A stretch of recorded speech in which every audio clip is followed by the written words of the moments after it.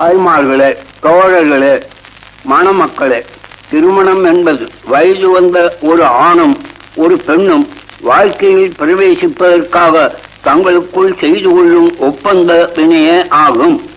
இந்த திருமண வினைகள் நம் நாட்டில் பலவிதமாக செய்யப்பட்டு வருகின்றன. அத்தனை விதங்களுக்கும் ஆதாரமோ அவசியமோ என்ன என்பதற்கு யாராலும் காரணம் சொல்ல முடியவில்லை.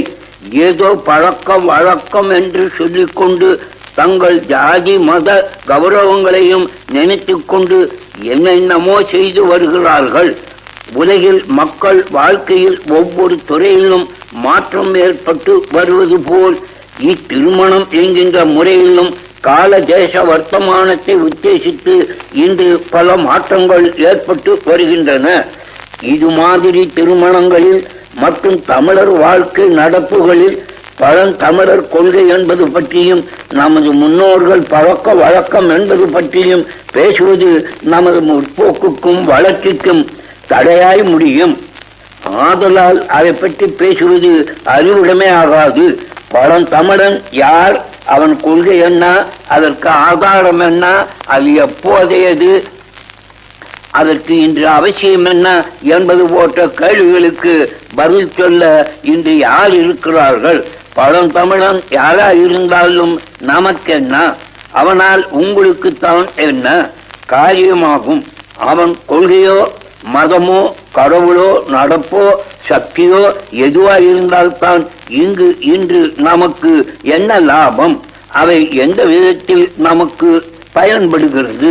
இன்று நடைபெறுவது வாழ்க்கை துணை ஒப்பந்தம்.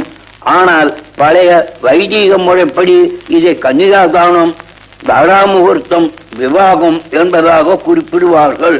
அந்த பெயர்களுக்கும் இன்று நடைபெறுகிற காரியங்களுக்கும் என்ன சம்பந்தம்? தமிழர்களுக்கு அக்கொள்கைகளும் செய்கைகளும் சம்பந்தப்பட்டதா? அச்சொற்கள் தமிழல்லாத மொழி சொற்கள். கன்னிகாதானம் என்பதற்கு ஒருவன் தான் அன்பாய் பெற்று வளர்த்த மகளை ஒருவனுக்கு தானமாக கொடுத்து விடுவது என்பது ஆகும். பெரிய ஜாதி என்பவர்கள்தான் இம்மாதிரியான பெயர்களை பயன்படுத்துகிறார்கள்.